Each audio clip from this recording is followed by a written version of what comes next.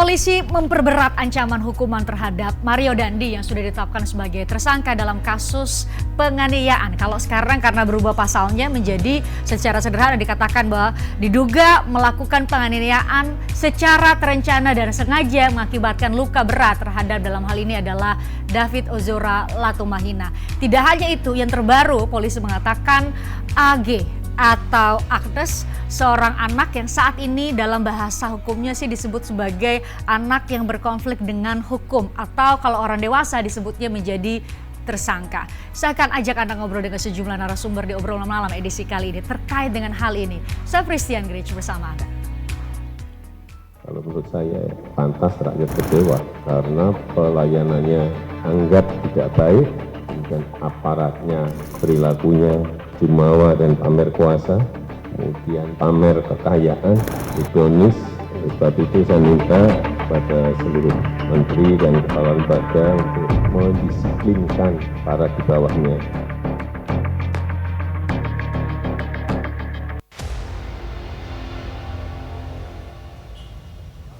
Menko Polhukam Mahfud MD mendorong penyidik agar menerapkan pasal 354 dan pasal 355 KUHP untuk menjerat Mario Dandi sebagai pelaku penganiayaan terhadap David Ozora.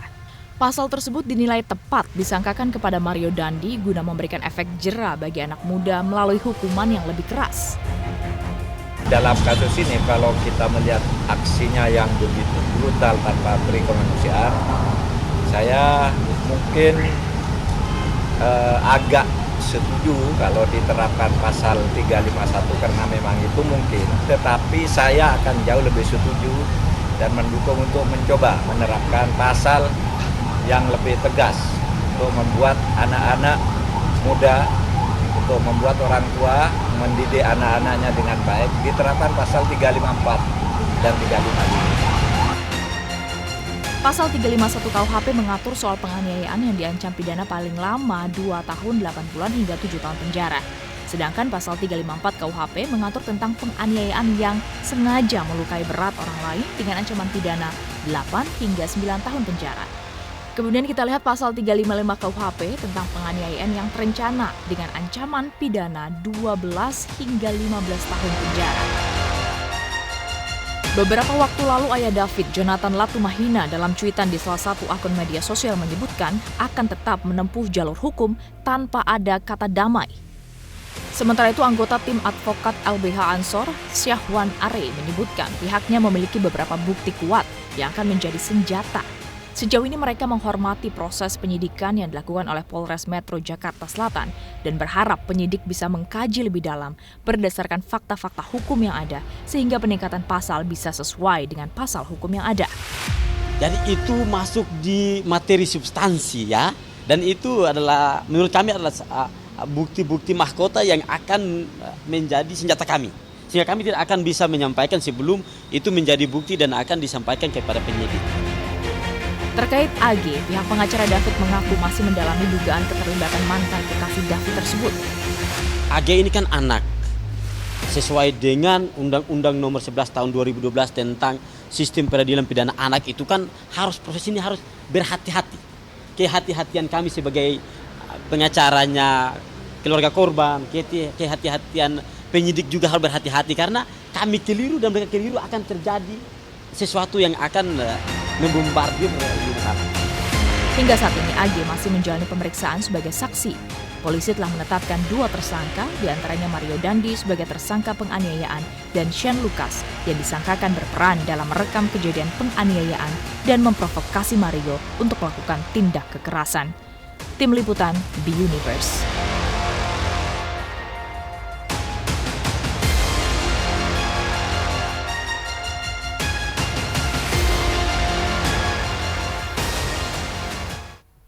Seperti yang tadi saya sampaikan, di sekitar pukul 5 tadi ada konferensi pers dari penyidik atau dipimpin oleh Direktur Reserse Kriminal Umum ya, Polda Metro Jaya yang kemudian menyampaikan bahwa memang ada perubahan atau revisi pasal yang diancamkan terhadap MD adalah Mario Dandi dan juga AG dalam hal ini anak yang berhadapan dengan hukum menjadi anak yang berkonflik dengan hukum atau dalam konteks orang dewasa juga menjadi tersangka dalam kasus ini. Saya bahas dengan sejumlah narasumber yang bergabung secara virtual. Ada pakar hukum pidana Pak Jamin Ginting. Selamat malam Pak Jamin. Oke, nanti akan ditampilkan ya visualnya Pak Jamin. Kemudian ada Muhammad Hamzah, advokat dari Lembaga Bantuan Hukum Ansor, GP Ansor. Selamat malam Pak Hamzah. Assalamualaikum. Waalaikumsalam. Ya, terima kasih sudah hadir secara virtual. Kemudian ada Wakil Ketua KPAI Pak Jasra Putra. Selamat malam Pak Jasra. Malam Mbak Fistrian ya. Iya, terima kasih sudah bergabung juga. Saya ingin ke Pak Hamzah terlebih dahulu. Pak Hamzah, ini awalnya sih memang Menko Polhukam yang mengatakan bahwa seharusnya jangan 351 dong, jangan hanya penganiayaan, tetapi ini ada perbuatan pendahuluan yang dilakukan oleh mereka sehingga masuknya harusnya 355 KUH pidana atau dalam bahasa sederhana untuk pemirsa ini adalah penganiayaan yang dilakukan secara sengaja dengan perencanaan terlebih dahulu. Ini sudah sesuai dengan apa yang diharapkan oleh pihak korban, termasuk juga AG yang sudah menjadi anak yang berkonflik dengan hukum atau dalam konteks orang dewasa menjadi tersangka. Baik Mbak, terima kasih. Pertama-tama kita dari LBH GP Ansor mengapresiasi atas kinerja penyidik di Polres Jakarta Selatan yang telah dalam beberapa hari ini telah melakukan prosedur sesuai dengan aturan hukum yang berlaku di Indonesia dalam menetapkan AG menjadi anak yang berkonflik dengan hukum. Dan dari awal kita sudah menduga seharusnya pasal yang disangkakan kepada pelaku adalah pasal 355. Karena kita telah melihat adanya unsur percobaan dan unsur ketersengajaan dari pelaku untuk menjebak Ananda David sehingga terjadilah penganiayaan berat tersebut. Oke, ini sudah seperti yang diharapkan. Karena kan sempat beberapa tadi sudah sempat kami cuplik juga bahwa pihak keluarga kan dalam hal ini diwakili oleh advokat dari LBH Ansor sebenarnya punya bukti-bukti keterlibatan pihak lain dalam hal ini anak yang berhadapan dengan hukum yang saat ini sudah menjadi anak yang berkonflik dengan hukum dalam hal ini dengan inisial AG itu juga terlibat dalam penganiayaan yang menyebabkan luka berat terhadap David Ozora, begitu ya? Iya benar Mbak. Dan kita juga menyadari ketika seorang anak menjadi anak yang berkonflik dengan hukum, perlakuan yang akan diberikan oleh penyidik itu akan sangat berbeda dengan perlakuan orang yang sudah dewasa melakukan tindak pidana. Jadi kita juga paham apa yang akan dilakukan oleh penyidik Polres Jakarta Selatan terhadap baru saja dinaikannya status anak yang berkonflik dengan hukum atas inisial AG tersebut. Oke.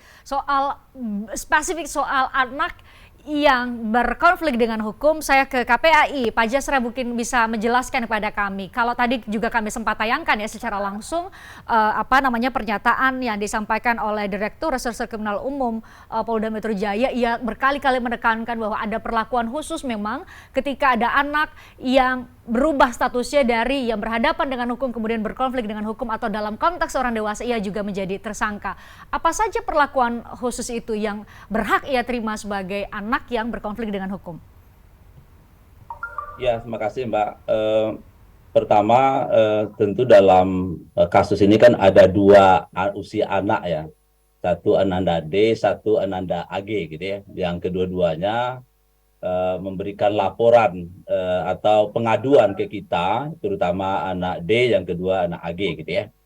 Nah, yang kedua karena tadi barusan ya status Ananda AG sudah dinaikkan menjadi anak yang berkonflik dengan hukum, Maka upaya yang harus kita sampaikan adalah kita memiliki pasal 64 ya.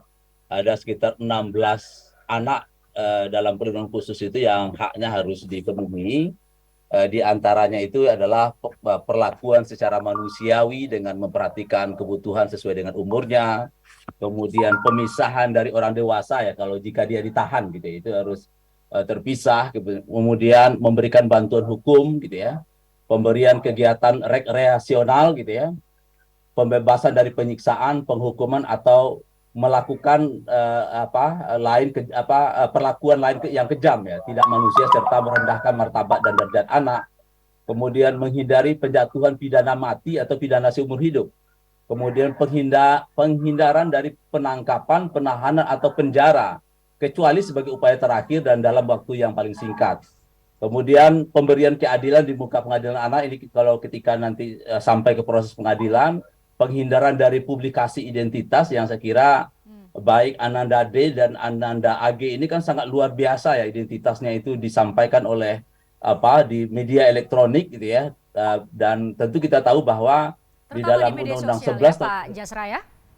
Ya, di dalam Undang-Undang 11 tahun 2012 itu di sistem peradilan pidana anak itu sebetulnya ancamannya 5 tahun itu bagi orang yang mempublikasikan identitas anak, wajah anak, alamat anak, atau hal yang menyerupai gitu ya. Nah, maka dalam konteks anak berhadapan dengan hukum, biasanya kalau kita melihat konstruksi undang-undang sistem peradilan pidana anak itu kan ada anak pelaku, anak korban, dan anak saksi gitu ya, yang tadi anak AG itu sebetulnya anak yang berkonflik dengan hukum. Nah, maka hak-hak ini harus diberikan, termasuk juga kehidupan pribadinya, kemudian soal akses pendidikan, pelayanan kesehatan dan seterusnya. Ya. Nah, ini instrumen ini akan menjadi pemantauan kita, Mbak Fistrian, untuk melihat para pihak ya, untuk bersama-sama semakin banyak yang terlibat tentu semakin baik dalam penyelesaian kasus ini gitu, Mbak. Oke, kita usai jeda kita dalami soal itu.